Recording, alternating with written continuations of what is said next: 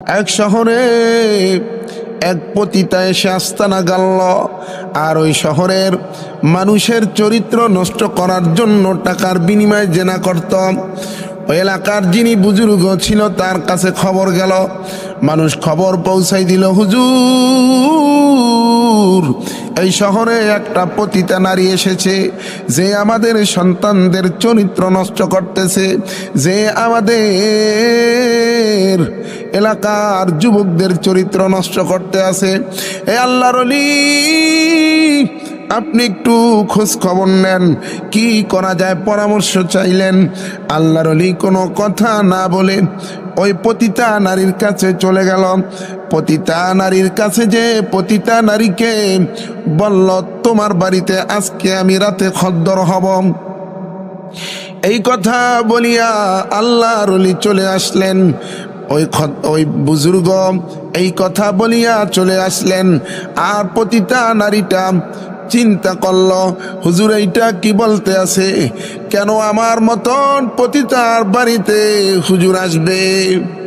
ভাইরা আমার, বাবাজিরা আমার, এবার রাতের বেলায় যখন রাত হলো, রাতের বেলায় পতিতা নারী খুব সুন্দর করে সেজে গুজে হুজুরের অপেক্ষায়, বুজুর্গর অপেক্ষায় বসে রইল।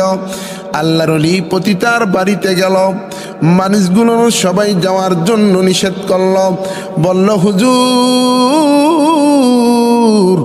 এমন একটা নষ্টা মেয়ের বাড়িতে আপনি যেন না। সবাই যাওয়ার জন্য বারবার নিষেধ করলেন। আল্লাহর ওলি যায় নামাজ নিয়া পতিতার বাসায় ঢুইকা গেলেন। ঢুইকাই 2 রাকাত নামাজ পড়লেন। 2 রাকাত নামাজ পড়ার পরে এবার আল্লাহর ওলি ওই পতিতা নারীটার দিকে তাকাইয়া তাকে তাওয়াজ্জু দিলেন। তাওয়াজ্জু দিয়া তিনি চইলা যাবেন। এবার পতিতা মহিলা ডেকে বলল, আল্লাহর ওলি আপনি এসে চলে যাইতেছেন, আপনি কেন আসলেন, কেনই বা আবার চলে যাইতেছেন? আল্লাহর বান্দা বুজুর্গ ডেকে বলল, আমার কাজ শেষ হয়েছে, এখন আর আমার কোনো কাজ নাই, আমি চলে যাই। তাকে তাওয়াজ্জু দেয় এই কথা বলে যখন চলে যায়, ওই তাওয়াজ্জু তার দিলের ভিতরে এমনভাবে লেগেছে, তার অন্তরাত্মা আল্লাহ তাআলা পরিষ্কার করে দিলেন। গুনাহ থেকে অন্তরাত্মা পরিষ্কার হয়ে গেল। আল্লাহর বান্দি ডেকে ডেকে বলে, হুজুর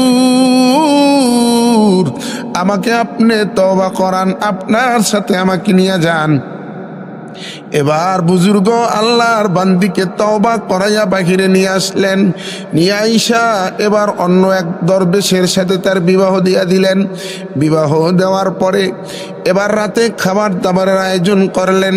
খাবার দাবার হলো শুকনো রুটি। হুজুর ডেকে বললেন, শুধু শুকনো রুটির আয়োজন করো, আর কিছুর প্রয়োজন নাই। এই খবরটা ওই শহরের একজন ধনাঢ্য ব্যক্তি ছিল, ওই ব্যক্তির কাছে এক লোকে পৌঁছাইয়া দিল। ওই ধনাঢ্য ব্যক্তি ওই পতিতার প্রতিদিনের খরিদ্দার ছিল। ডেকে ডেকে বলল, ওই পতিতা তওবা করে ভালো হয়ে গেছে, তুমি যেই পতিতার কাছে প্রতিদিন যাইতা সে ভালো হয়ে গেছে। এই ঘটনা শুই না এবার ওই ধনাঢ্য ব্যক্তি 2 বোতল মদ দিয়া দিল।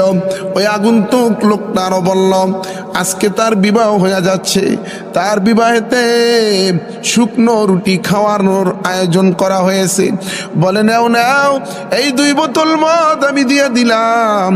ওই বুজুর্গকে বলবা এই 2 বোতল মদ তরকারি বানাইতে, তরকারি হিসাবে এই মদগুলানি খাওয়ার জন্য, যেহেতু শুধু শুকনো রুটি বানাইছে।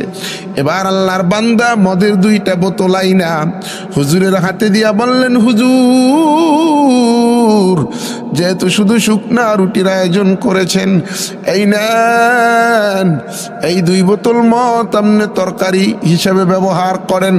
মানে হুজুরের সাথে টিটকারি করলাম। হুজুর এবার বললেন, ঠিক আছে দাও। এইবার হুজুর বোতল 2টা এইভাবে নাড়া দিলেন।